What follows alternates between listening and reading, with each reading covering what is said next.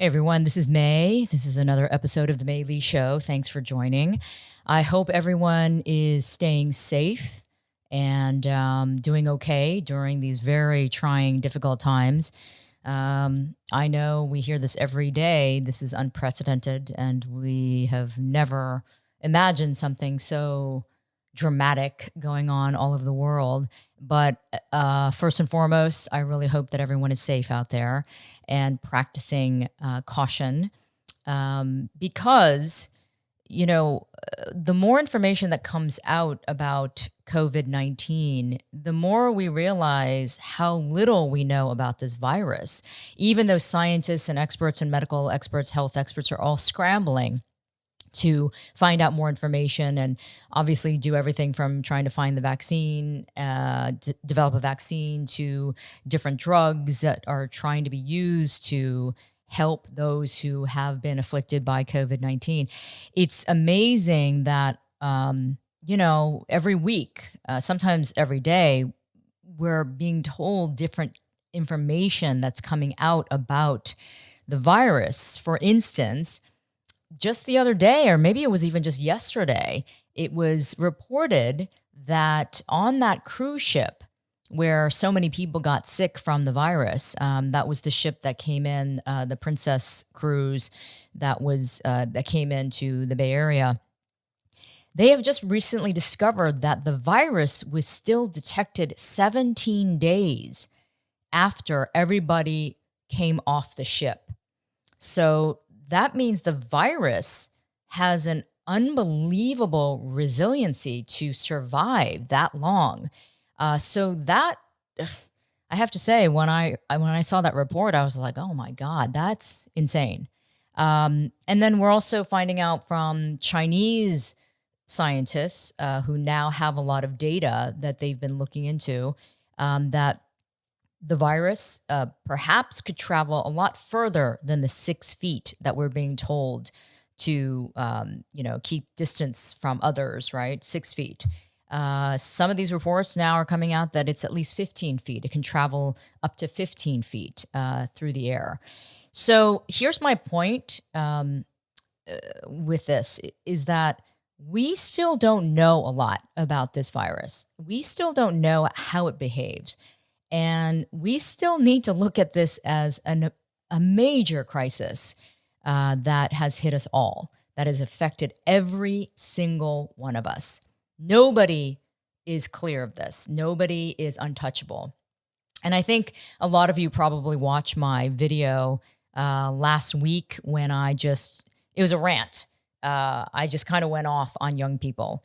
And a lot of you corrected me about, calling it millennials, and it's not millennials. It was the Gen Zers. Well, okay. Thank you for the correction, but I think it was a combination. But yes, the Gen Zers were the ones in Florida on spring break saying, oh, if I get the corona, I get the corona. I just want to party. I mean, just stupid comments like that. There was that kind of irresponsible behavior, that very selfish behavior that I was calling out.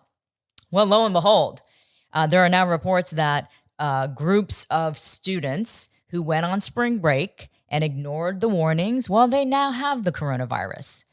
Well, there's a surprise. So this is the kind of behavior that needs to dramatically shift if we're going to bend the curve and flatten the curve. We all know what that means now. And we have to be vigilant and serious about this. I know people are going stir crazy. I know it's hard. I am too, staying at home as much as I can, except for going out for, to walk my dogs and, on occasion going to the store, which makes me nervous. And that's another topic that we all are aware of because of the xenophobia against Asians. But we have to do it. Governor Cuomo in New York gave his harshest warnings today in his morning press conference, saying that this is going to be out of control and they're not getting enough assistance. Hospitals don't have enough equipment. If we don't flatten the curve, people are going to die. A lot of people are going to die. And on top of that, medical staff will also get infected and they will be sidelined. So we are faced with an impending disaster that could be beyond control. So, maybe I sound like a broken record, but we really need to take this seriously. This is you can't screw around with this.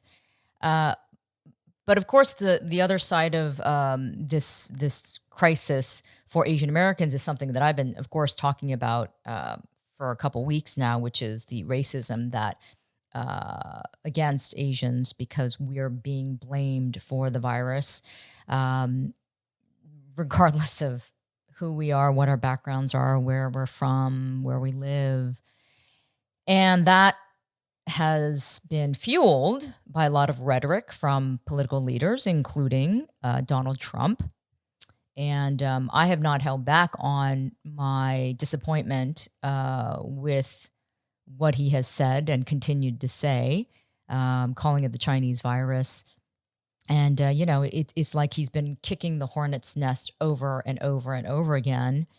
And that has fueled this hatred and this overt racism. And, we've been hearing all of these stories constantly about what's been happening in the Asian community towards Asians.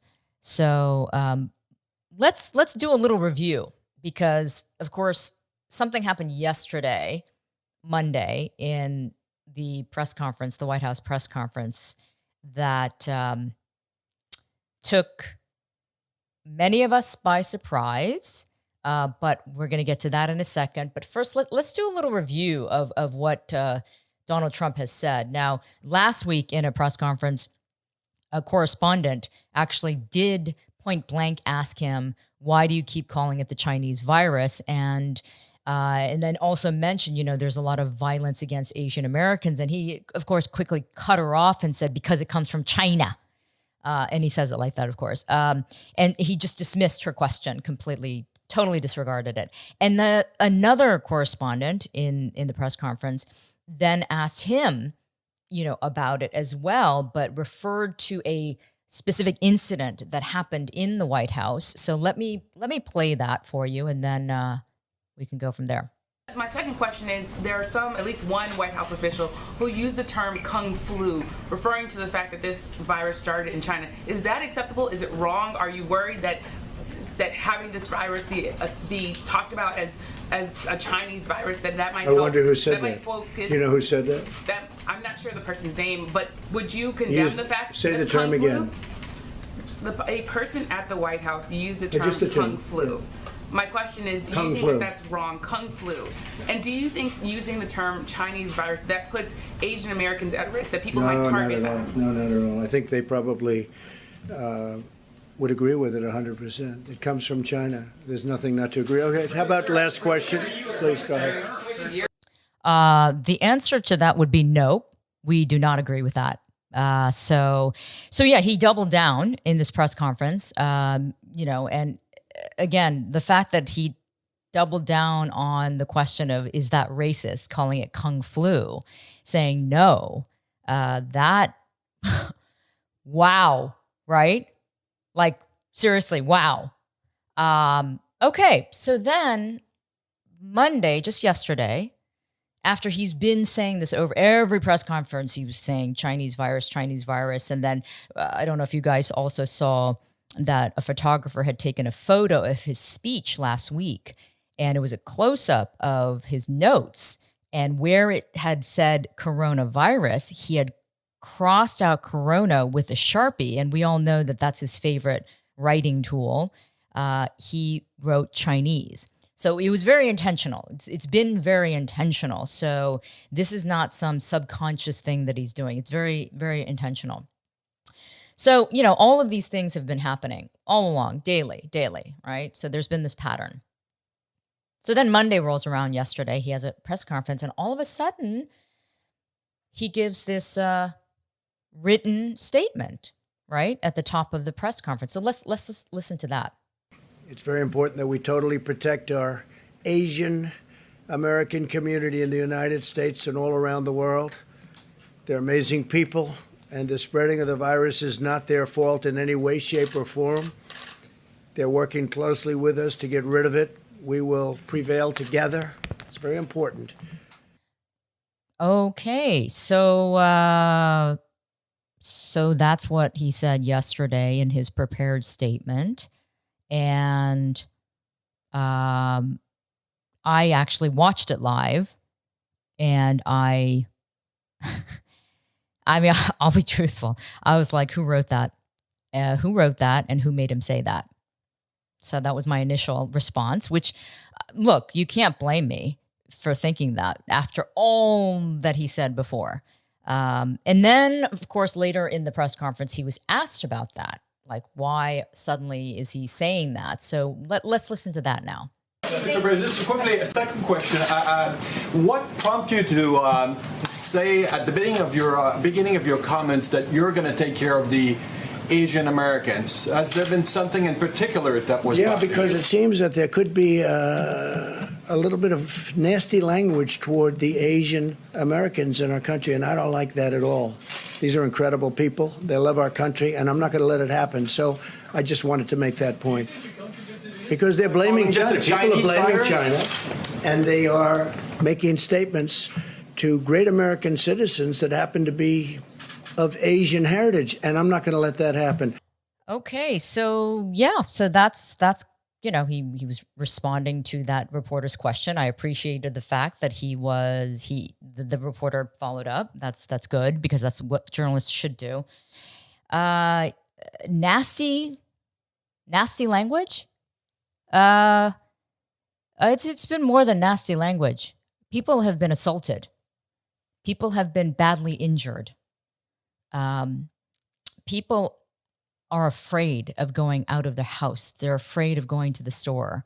They're afraid of wearing masks because they're afraid that that's going to draw more attention and they'll be assaulted.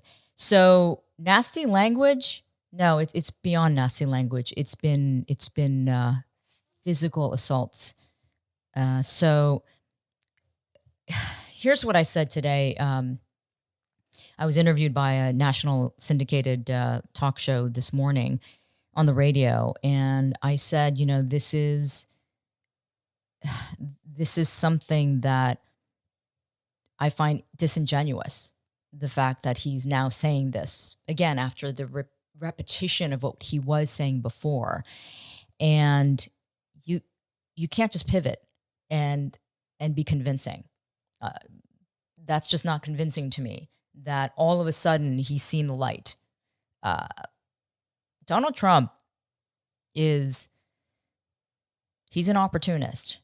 So he will do what he thinks will be good for him if it's something that will politically benefit him or financially or something. So for him to turn on a dime like this and all of a sudden express his support for Asians because we're great people and they should be helped. I have a very hard time believing that he's being sincere. And again, you can't blame me. Some of you out there might have something to say about that and push back, but that's what I feel. And because this is personal for all of us who are Asian. This is very personal. We have all been affected by this, or at least have thought about it.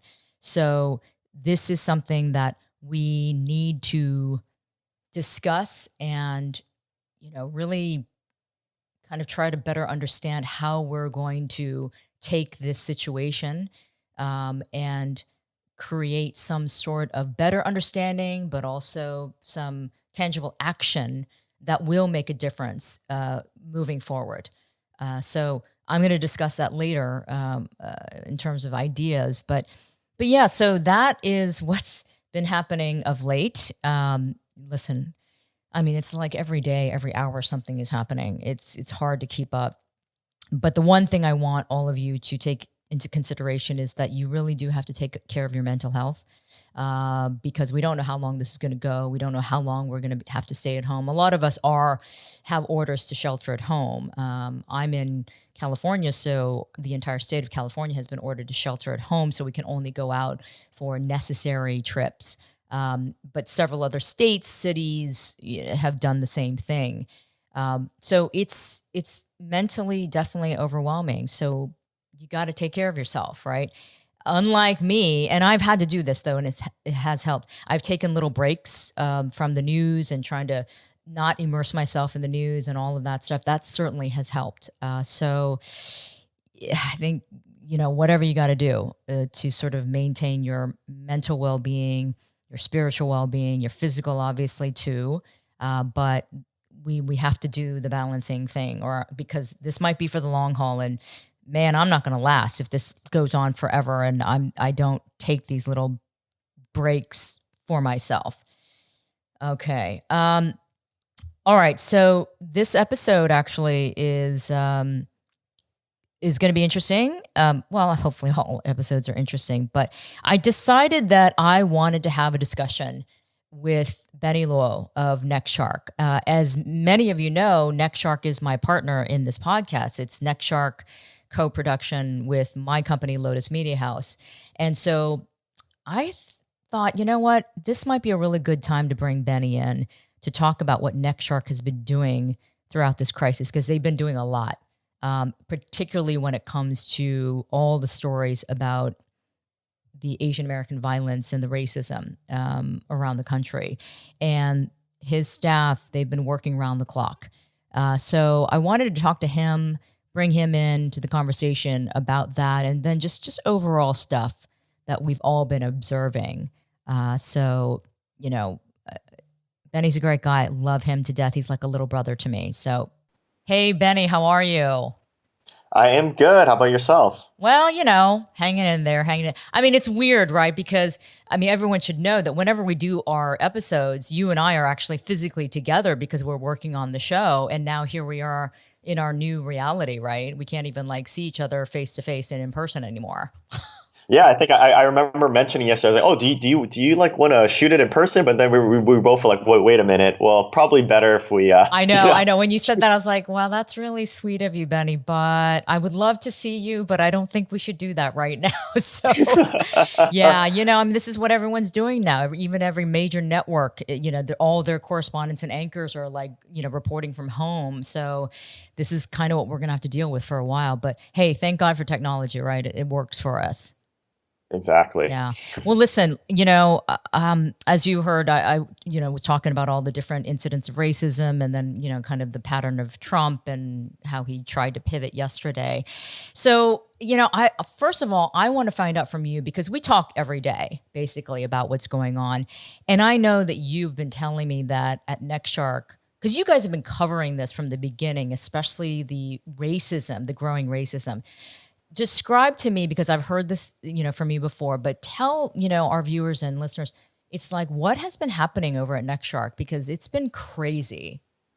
Yes. And so, I've been doing NextShark for, I would say this is like maybe beginning our seventh year, right? Yeah. And, I think part of the reasons why, we're so influential in the Asian American community is because we cover a lot of, incidences of racism and assaults against Asians from all over the world. And, even at this same exact time last year in the month of March, 2019, I look back, we only did like maybe one instance of, a Asian American person getting reported on.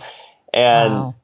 Literally like it's in the beginning of the year, right? Since 2020, we've done over 120 articles, okay, related to the coronavirus. Right. 60 of them have been about racism and xenophobia. Yeah. 15 have been on harassments and attacks. And, over 40, have been stories of, different stories of Asians fighting the virus in, any shape or forms, whether it's, from a racist perspective or whatever, or, somebody who's working the front lines if you're, a hospital worker or of some sort. And so it's really been kind of crazy. As you said, our staff has been inundated. Yeah. Because you've been saying you guys are so overly exhausted from covering. And here's the thing. People have to remember, you guys get so much mail, email, and Instagram posts and, direct messages. And you're inundated, and you literally have to go through every, post that's sent to you. First of all, you're exposed to these horrific stories that people are sending you, right? And then secondly, as responsible journalists, and I'm so proud of you, Benny, because you know that I'm like a big sister to you, that you Yes. guys are trying to be responsible in your reporting. You're not just throwing it up there just because somebody sent it to you. You actually have to do the fact checking about these stories. Yeah, and one of the hardest things about this is there's a lot of emotions right now in our community, and there's definitely a lot of anger, and there's definitely a lot of frustrations, right? And so it's come to a point where, yeah, we're getting so many messages. We get dozens upon dozens of DMs a day. In the last 24 hours alone, since I've spoken to you just now, we've gotten like, over 30 news tips. Huh. You know, Wow.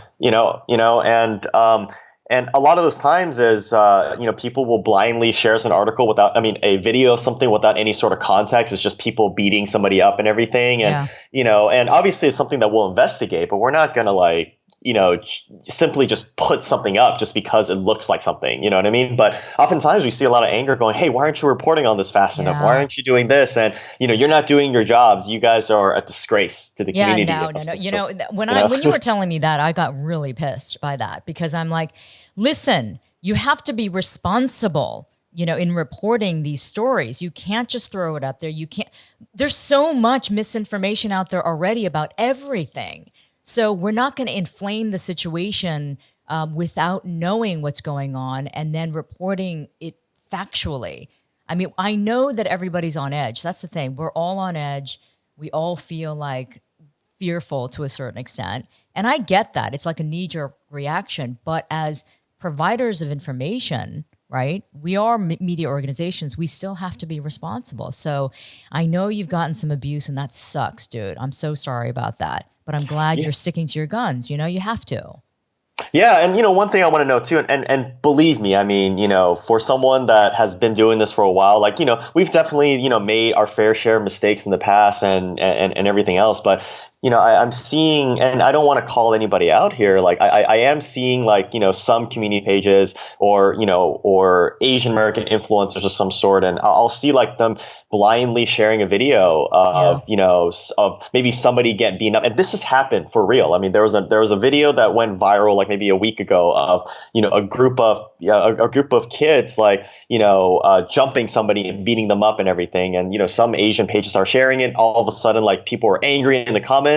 Well, guess what? After we contacted the police station, they're like, hey, the victim was not Asian American. No way. You know what I mean? Yeah. Wow. And this is a real story that happened. And and so I was like, see, I told, in my mind, I'm like, oh my God, If I'm thinking about the video, if it's the same video that you're mentioning that I'm thinking of, then yeah, that went completely viral. Yeah, it was. Yeah, I think the New York Post wrote about it, but it wasn't. But they didn't report it as this person was Right. Asian or whatever that is. But I don't know what happened, but somehow it got shared in a bunch of big groups with Asian Americans in it, and Right. the assumptions started pouring in, and I think that it's in.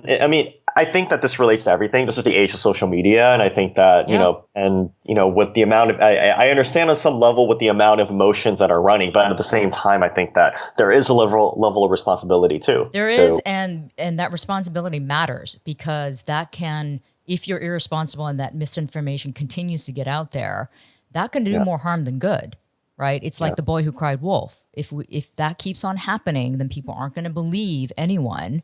And then that's just going to make matters worse, right? So when it's real, then people are going to be like, it's not real. Yeah, right? And it discredits us too. It'll discredit us as a community as well. For sure, I feel like, for sure. Well, here's the thing, Benny. That's why you guys at NextShark decided to start that Facebook page, Crimes Against Asians.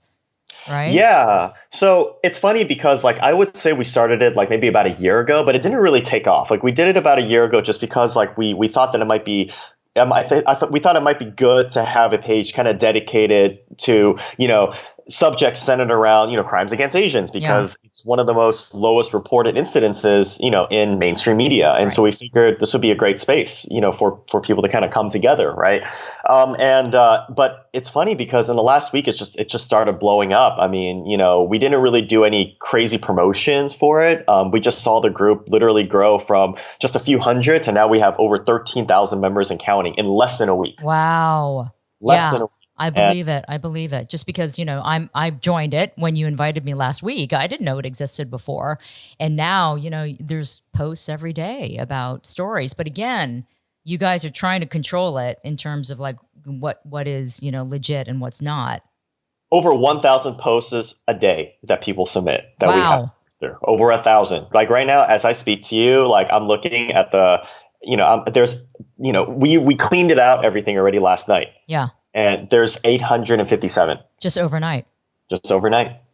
So, And again, you guys have to go through it. It's not like you're just, willy nilly letting it, go on that page. because people share stuff without context. People are sharing incidences without barely any information, and so Right. people will make their assumptions. And there's Again, though, not to take away. I mean, clearly the reason why we're talking about this is because this is a serious problem, right? That's really happening. Yeah. This is really happening. It's causing fear. It's causing, it's causing physical, injuries to people. So this is why we're talking about this, and what led up to it and what continues to happen. So, there are different ways that now the Asian community is trying to deal with this and trying to, take action, like what you guys are doing, obviously by reporting it, what we're doing here at the podcast, right? Trying to talk about this.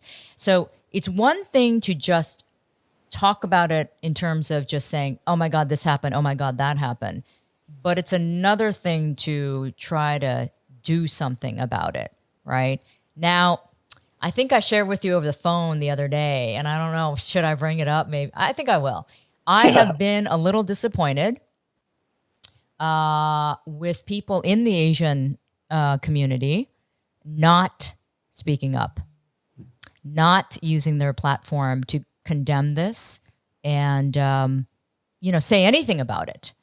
For a while, Benny, you and I, Neck Shark and the Meili Show, I felt like we were the only ones talking about the fact that this was a growing problem. Now, slowly, we're starting to hear people. They're posting on Instagram and Twitter and stuff like that. But I don't know, Benny. I know you and I had some thoughts. We're not going to be as sort of openly critical here. But yeah. Yeah.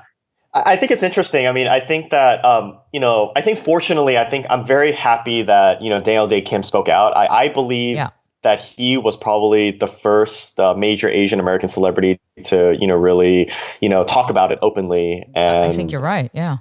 And I think that I definitely got to give credits, to him. I hope he's getting better, recovering, because because he got diagnosed with COVID-19, but unfortunately, and I'm glad that it seems like more are starting to speak out. I mean, there is Van S. Wu, who is pop star and actor from Asia, but he was born in America, and he spoke on it, and I think he also kind of thinly called out, some celebrities, he was kind of I think he was like, hey, The Rock, you got a lot of Asian fans, this is what's happening, right? Right. And I know Eddie Huang just spoke of it, but I guess the question is it enough? I mean, we can still count in one, I think in one hand, how many people have really spoken up, and, right? And we're talking about high profile, people who actually can make a difference and influence people, so yeah, I'll say it. I might get a lot of hate mail for saying this, but I've been disappointed. I have because okay, this is why. Because at a moment like this, that is so crucial for our community to come together and show support, but not just for each other, to speak out so that the broader society understands what this means and how it's affecting us, so that they therefore get it, and they're more empathetic and more compassionate, and then they're going to provide support too. If you don't speak up about it, in the past, that's why the Asian community has been criticized, because we've never spoken up. We're not loud enough. We don't want to, make waves and all of that. Well, I don't know how much bigger a problem can be before you want to make waves about something. I mean, this is about as bad as it gets. Let me ask you this. Do you think it has something to do with, kind of our culture of hey, don't cause trouble? I mean, that's kind of been a narrative that I think that a lot of, young Asian American kids who grew up here have felt, Yeah. Do you think that's a big... Oh, no. I mean, it's a very valid point to make, Benny, but I'm tired of hearing that excuse. I am. Yeah. Look, you guys. Same. Listen, I'm not the young person, I'm the older person right now. And I'm saying, where is everyone? Why aren't we speaking up? That excuse was good maybe like a decade or two ago because we were still trying to make it. Like immigrants were still trying to make it. And so we were struggling. And so therefore we were trying to assimilate into American society. There was everything from language barriers and cultural barriers. Well, listen, we don't really have that excuse really with the new generation, is that we have become assimilated. So if you want to continue thinking of yourself as an outsider and not wanting to make waves, we're not going to get anywhere. And that's what's irritating to me is it's like, yeah, that's an excuse that we used to use before because it was kind of true. Now what's the excuse? Yeah. This is our home. This is our home. Yeah. This is where hopefully our children and grandchildren are going to be at. And I think that there comes a time when you do have to speak up and to do what is right. That's right. That's right. I mean, that's why I'm like, okay, I don't know how much bigger and badder it can get before the Asian community wants to rise up and say something and do something, not just say something, but do something. Benny, we had that episode with Helen Zia that we just dropped, right? And Helen Zia is an activist, legendary. She has been an activist for Asian American issues for decades, as well as women's rights and LGBTQ rights. And she and I talked at length during this episode. Hey, if you guys haven't listened to this or watched it, you really should because it's pretty powerful. But she and I talked about the Vincent Chin case in 1982, this Chinese American guy who got beaten up and killed by two white guys because they blamed him for the Japanese takeover of the auto industry in the U.S. He was Chinese, of course, but it was. I mean, I'm glad we released the episode when we did because it's a parallel to what's happening now. It's the scapegoat. They were looking for a scapegoat, right? So the Asians were being blamed for I'm using air quotes right now, a Japanese cause, right? They thought it was Japan that was causing the auto industry to fail in the U.S. Well, now, same thing is happening, right? Asians are being used as a scapegoat for COVID-19. So this is... I talked to you about this on the phone yesterday too, right? I said, you know what? This is the Vincent Chin moment of our time right now. Yeah. This should galvanize the community to say something and speak up and do something. Yeah. My biggest fear is this. My biggest fear is that, I just hope we don't wait until something gruesome like that happens again before, we have to wake up. I really hope, I just really hope not. I hope it never I don't want to think about it. No, I know. At the same time, it really spoke out to me because I saw the episode myself, the Helen Zia episode, right? And, when he talked about, hey, it was the first time, it was this Pan-Asian movement kind of came together. I'm like, wow, did it really take finally for an Asian American man to get his head bashed in and his, brains on the streets for people to kind of wake up and be like, look, we got to really do something about this. Yeah. And remember, she pointed out, and I thought it was very, very good point to make, is that not only did it galvanize the Asian American community and empower them to start, saying that we matter and we deserve, equal rights and all of that, but it also brought together all different communities because the two guys, they were convicted, but they got a fine of $3,000 and probation. So they never even went to jail for the crime of murder. And so because the judge said to them, you guys don't look like the kind of guys who would do this, because they were white. So therefore, the Black community, the Latino community, and all other communities of color came together to support the Asian community in all of this because they thought, wait a minute, what does that mean, right? So that means if you're not white, then you could commit this crime. So you would deserve a stronger, harsher punishment. So again, drawing the parallel, I feel like the more we speak up about what's going on now against Asian Americans and Asians around the world, the more that the broader public will have a little bit more empathy and show support. And I think that is starting to happen, right? I mean, Benny, you were saying that you've been tracking the comments on Twitter and Instagram. A lot of non-Asians are the ones who are speaking up about this. Yeah. And, it's interesting because kind of going back to the crimes against Asians groups, I mean, I think one of the biggest criticisms that we get is like, hey, all I'm seeing are constant reports of what's happening and what's the point of all this? Yeah. And what I'm trying to say is like, what is the point? I mean, yeah, I know it sucks seeing all these incidences happen, but at the same time, like, it helps us, make noise and say, hey, this is happening and this is not right. And as you can see, I mean, the reporting and everything that's being said, I mean, it's getting more amplification. I mean, I just finished a small interview with CNN, right? The New York Times just wrote an article like highlighting, what Asian Americans all over the country is happening to. I mean, these things that are happening to them, right? So, so it is important. Everyone has to use their voice, in any way they can. And that's why I'm being so critical is like the people who have the bigger platform should be speaking up and using their influence in that manner. Yes. And hopefully we're going to see more of that. But I'm glad to see that at least people outside of our community and the media is starting to pay a lot more attention. And I honestly think, here's my theory. I honestly think because of the growing attention this was getting is the reason why somebody on Trump's staff finally convinced him he had to say something yesterday about it. I don't think he did this on his own. Well, I think I don't think we're the only ones that thinks that. Yeah, I know. But okay, so I don't want to go backwards, but no, you know what? I don't want to go backwards. So let's talk about what do you think? Because I have ideas too. In terms of, I called this the Vincent Chin moment for us now, right? So we have to also come up with concrete ways to create the movement and to sustain it and not just complain about it and talk about it, but what can people do about it, right?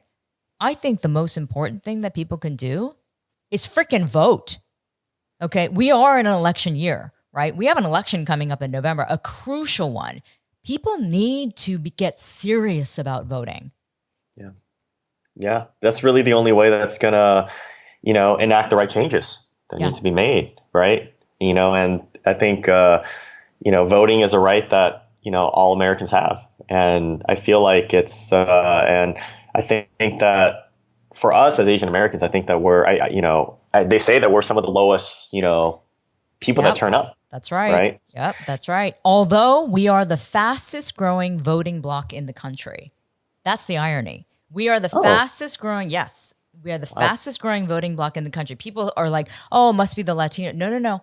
It's Asians, okay?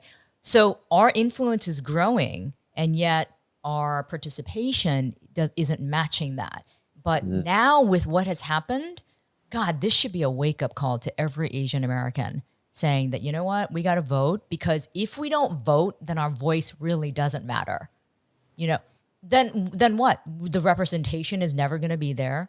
In politics, certainly, we don't have much of a voice.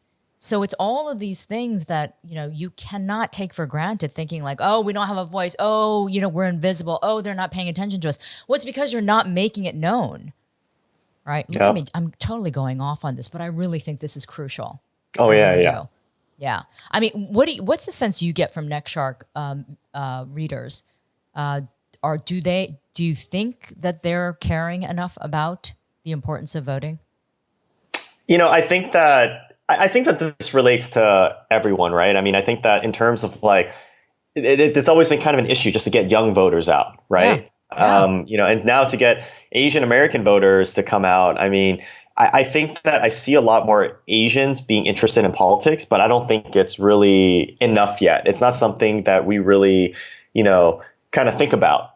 And so I don't know like what is the right way to, inspire them to do it in a sense. I mean, I think that there's been campaigns over and over again, like, trying to get more Asian Americans to vote. But I think that I don't know if something more serious needs to happen for him to realize it, but I think that one common question that everybody asks, whether it's from crimes against Asians or whatever, is what do I do? What can I do to do this? And, you know, the best way is, register to vote and make sure you're voting for the right people and the right propositions that you believe in, that you think will have the best impact for, Yeah. you and your family, right? Yeah. And your community, Right. right?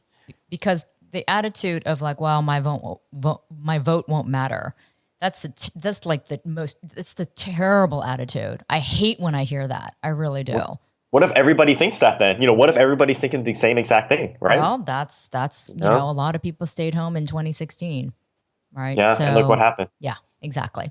So if this isn't enough evidence in terms of what's going on now, of how important it is to cast your vote, because that will control another 4 years of all of our lives and the direction of the country, and obviously, our representation and our safety at this point, then I don't know what more would convince somebody how important that is. Yeah. Right. On top of the vote, it's also the census. Have you gotten your census thing in the mail? Oh my God, To fill out the census?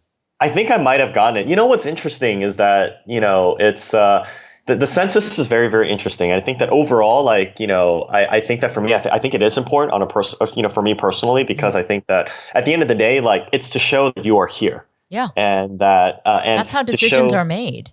To show strength in numbers. But I know that there's always been kind of like a negative connotation to to the census. People are very worried, and there's a lot of distrust, for the government, I feel like, within our community. And I'm not exactly sure how that's going to be fixed, but, obviously voting and the census, those are the two things that I know for sure in terms of data wise to show that, hey, we're right here. Exactly. If you don't fill out the census, and I know there's a lot of controversy about the census and how it's some of the questions and all of that, but overall, that's the only way that they're going to collect the data to see who's out there. Right. And that's how funds are distributed. That's how everything is allocated. So if Asians, deaf aren't participating, then we might as well continue being the invisible minority then, because they're literally not going to have the data on us. Yeah. So these things count. I know. I mean, this might be really dry for you guys right now to listen to. The reason why I'm talking about it is because it completely directly relates to what's happening right now. It's because people are still looking at us as not important enough, not significant enough, have no voice, and we don't. And the assumption is that we don't care, that we don't have a voice, which is not true. Yeah. Even for my business, May, even for my business, right? Like if I'm and now we're a bootstrap company, right? Yeah. And we're not looking to raise funding and everything. But if we were to raise funding someday, the investors are going to ask, how big is the Asian American market, right? And right now, the only data that we can really base it off of is whatever Nielsen, places come out and everything. But that's only one of very, very, very few credible sources. And, I think you and I know that not all Asians are really participating in these sort of things, right? And so, to participate in things like the census and everything, that does help my business in a sense too. It helps me further, give a voice for, people in our community, right? And feeling things like that, it's gonna help us help us directly, but it's also gonna help people, our community indirectly down the line. I'm glad you said that, because people have to understand that it's not just a linear thing with the census. It does have all these different impacts. It can, the information that they collect. So let's turn to the comments and responses that we've gotten from viewers and listeners, and obviously readers of Next Shark too. It's been pretty overwhelming, Benny, I have to say. People have been so incredibly thoughtful and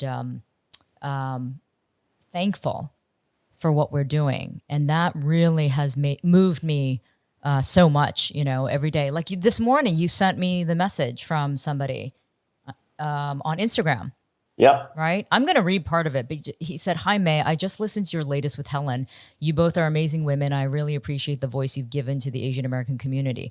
I've been feeling very depressed since the outbreak because I felt like we were making such progress with Crazy Rich Asians, The Farewell, Parasite. And then what felt like a blink of an eye, it all came crashing down, way down. I didn't know how to handle it. I guess what I'm trying to say is that you and Neck Shark make me feel heard, experience. There was one recent episode that brought you almost to tears. Yeah, I did cry because we've been experiencing so much violence. And I was like, wow, here's this wonderfully accomplished professional Asian American journalist with this amazingly polished broadcaster voice and presence, visually showing and feeling so much of what I've been going through.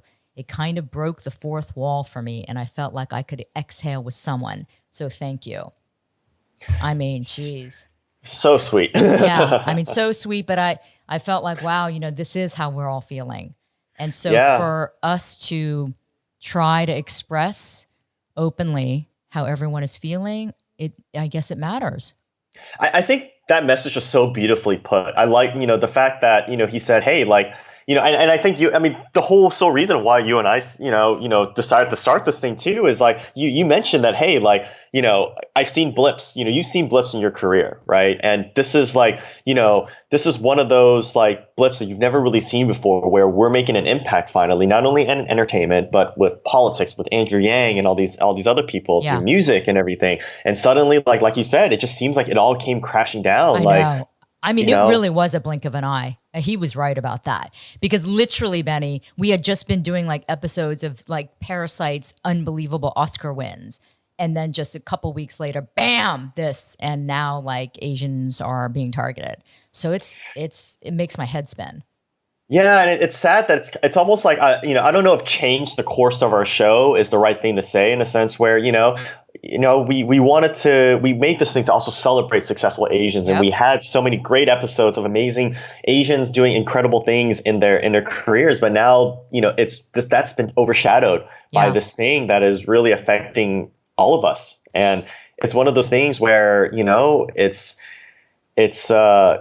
we just don't know how to feel. There's just so much fear right now, and we're just all looking for answers, and it's sad. Yeah, it is. But at the same time, I feel like this is almost divine in terms of how this has happened.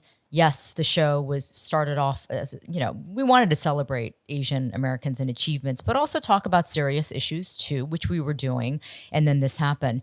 But I do feel like, wow, at least we pivoted very quickly in order to serve the audience in what was important, talking about this crisis and going deeper, for the community and trying to represent exactly what's going on in a very truthful, genuine way. And that's, I think, has always been the approach with this show, right? We've been trying to be as authentic as possible and as real as possible. And so what makes me happy, I guess the point of this is what makes me happy is that people are responding in exactly the way I was hoping.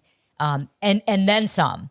I mean, it's even surprised me, but I'm really happy to see at least in this darkness, they're finding some light or something that is giving them a sense of community and support.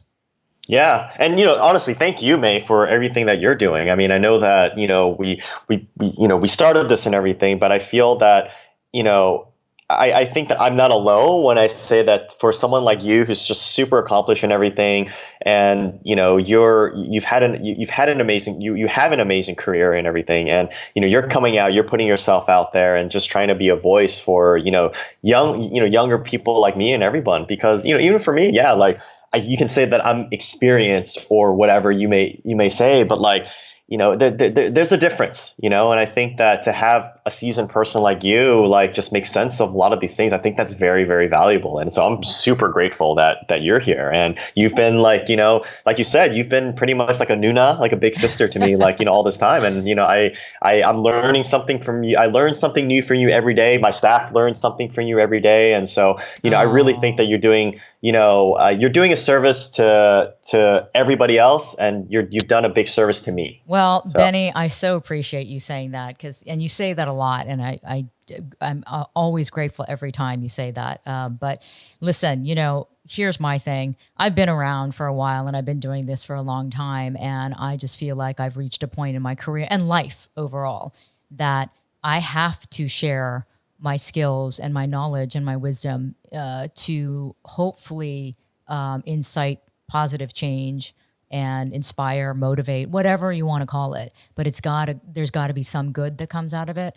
And this, I feel like I'm definitely being called. I mean, this is definitely, I didn't expect this kind of calling, but it certainly is, it fits what I was hoping, what I was visualizing that I wanted to do, in the next chapter of my life. And so I'm glad to hear that from you. And I'm so happy when I hear it from viewers and listeners. But the work that we're doing together on this is so important. And listen, everyone who's listening right now and watching, Benny and I say this to each other every time. We're like, this might be tough, but we're going to keep going because it matters, right? Yep. So we're committed. We're definitely committed to keeping this going regardless of what happens. Yep. Yeah. All right. Exactly.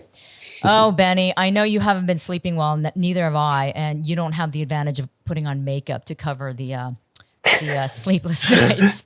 Yeah, my bags are just getting lower and lower every morning. I know. So I want you to take care of yourself. Of course, stay safe. But we're always talking, you guys. So it's not like I never talk to the guy.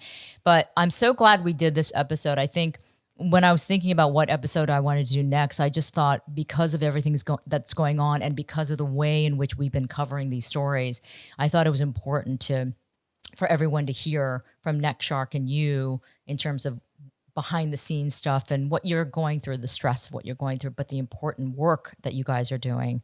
And also for people to just know, like, listen, man, we're humans also. Right? We're not machines. We're not robots. So you got to give us some slack on occasion. Don't be so critical, especially now.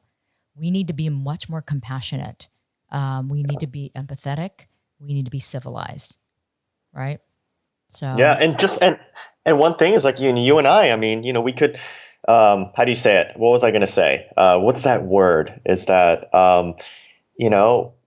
it's, I blanked out. I'm sorry. it's the sleeplessness. I know. It's okay. It's okay. Sleeplessness. It's a sleeplessness. Yeah. But my point being is that we just have to rally together.